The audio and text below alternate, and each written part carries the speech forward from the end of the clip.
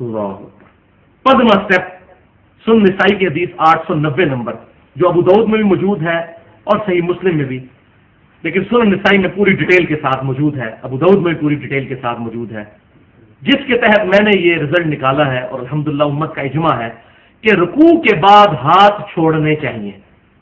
یہ جو علماء عرب نے رکوع کے بعد ہاتھ باندھنے والا مسئلہ شروع کیا ہے، اس کی قطعاً کتاب و سنت میں کوئی گنجائش موجود نہیں ہے، اور یہ اس کو سخت نہ سمجھیے گا، میں اب دلائل کے ساتھ اس چیز کو ایڈریس کرتا ہوں۔ وہ حدیث آپ وائل بن حجر والی سن چکے، جو میں نے کہا تھا کہ اس حدیث میں انہوں نے پرٹیکولر یہی بتایا کہ آپ صلی اللہ علیہ وسلم ہاتھ کہاں رکھتے تھے۔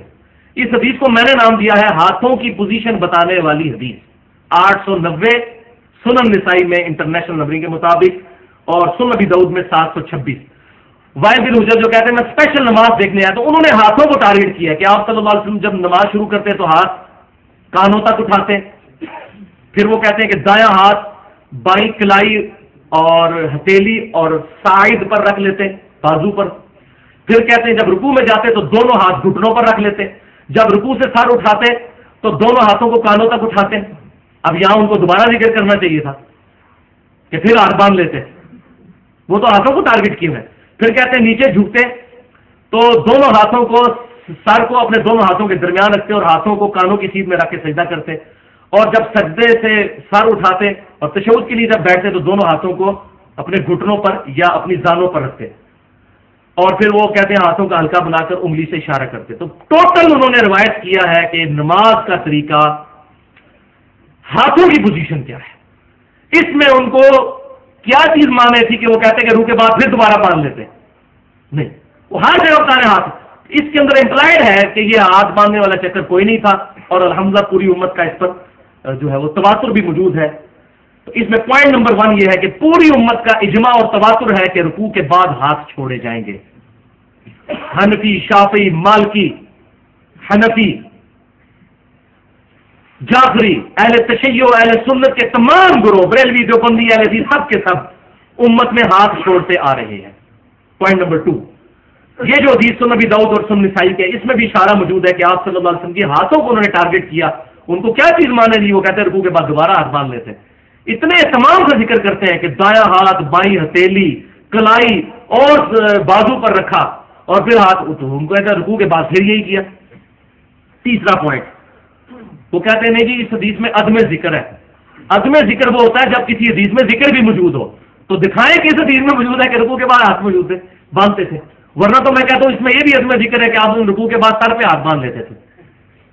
دعویٰ کر سکتا ہے کوئی بندہ بھی؟ اچھا، تو یہ بات بالکل۔ پھر پوائنٹ نمبر 4، وہ کہتے ہیں ہم قیام پر قیاس کرتے ہیں جی، چونکہ قیام میں بھی ہاتھ دائیں ہاتھ بائیں پر باندھا جاتا ہے، تو رکوع کے بعد بھی چونکہ قیام ہوتا ہے اس لیے یہ کرنا چاہیے۔ ماشاءاللہ، یہ آپ کو کس نے کہا کہ آپ اس طرح کے اجتہاد جو ہے وہ من گھڑت کرنا شروع کر دیں، جبکہ صحابہ کرام اس کو ایک سمجھتے ہی نہیں تھے۔ بخاری اور مسلم کی متفق الحدیث ہے، صحابہ کرام علیہ رضوان کہتے ہیں کہ نبی صلی اللہ علیہ وسلم کا قیام اور تشہد، ان دو چیزوں کو چھوڑ کر پوری نماز ایک جیسی ہوا کرتی تھی۔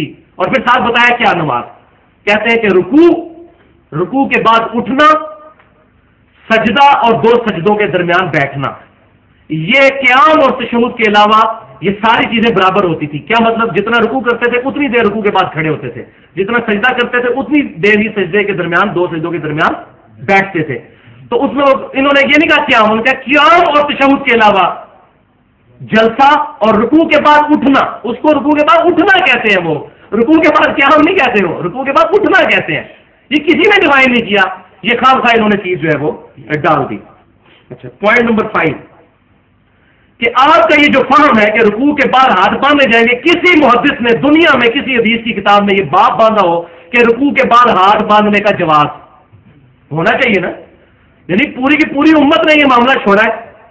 اور پوائنٹ نمبر 6، یہ بڑا سخت پوائنٹ ہے کہ پوری امت نے یہ عمل چھوڑ دیا کہ ان کا موقف یہ ہے کہ رکوع کے بعد ہاتھ باندھنے چاہیے، پوری امت نے یہ عمل چھوڑ دیا، پوری امت گمراہ ہو گئی سوائے سعودی عرب کے چند علماء کے، اور یہ اتنی بڑی گمراہی پوری امت میں پھیل گئی، کسی محدث نے کوئی کتاب نہیں لکھی اس کے خلاف کہ رکوع کے بعد ہاتھ باندھنے کی سنت چھوٹ چکی ہے، خدا کے لیے سنت کو زندہ کیا جائے۔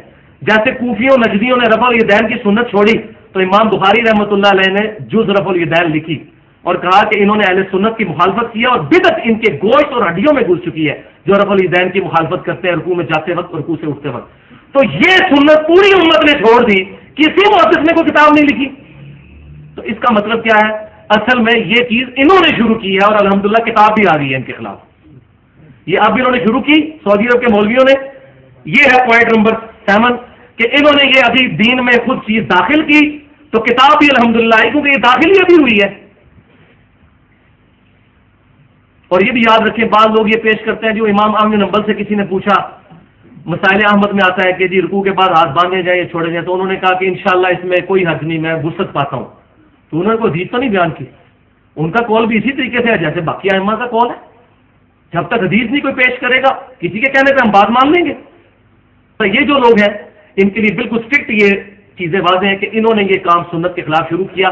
الحمدللہ کتاب بھی آ گئی اور کتاب بھی اللہ تعالیٰ نے محدث اعظم سعودی عرب شیخ ناصر الدین البانی رحمۃ اللہ علیہ, جن کو اس دور کا امام بخاری کہتے تھے علماء عرب, اور خود عبداللہ بن باز رحمۃ اللہ علیہ جو مفتی اعظم سعودی عرب 66 سال تک رہے ہیں 1933 سے 1999 تک, وہ بھی کہتے ہیں کہ اس نیلی چھتری کے نیچے البانی سے بڑا کوئی حدیث کا عالم نہیں.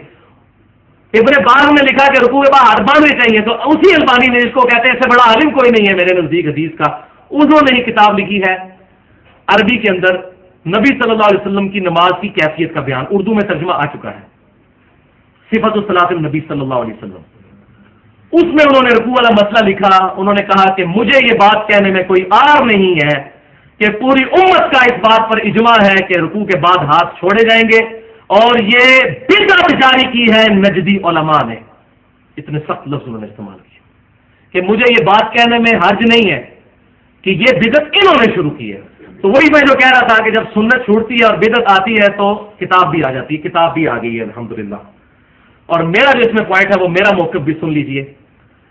میں نے اس کو ایک اور اینگل سے دیکھا ہے, وہ بہت خطرناک اینگل ہے, اور آپ بھی اس کو سوچیں گے تو پریشان ہو جائیں گے کہ ان علماء عرب نے اپنی اجتہادی غلطی کی وجہ سے نماز کا ایک رکن ہی ختم کر دیا ہے. نماز کے رکن ہے نا, ہم ہاتھ باندھ کے بھی اللہ کے سامنے کھڑے ہوتے ہیں, گھٹنوں پہ بھی ہاتھ رکھ کے کھڑے ہوتے ہیں, سجدے میں سر رکھ کے, رکوع کے بعد ہم ہاتھ چھوڑ کر بھی اٹینشن فارم میں بھی اللہ تعالیٰ کے سامنے کھڑے ہوتے ہیں. یہ رکن ہی ختم کر دیا انہوں نے.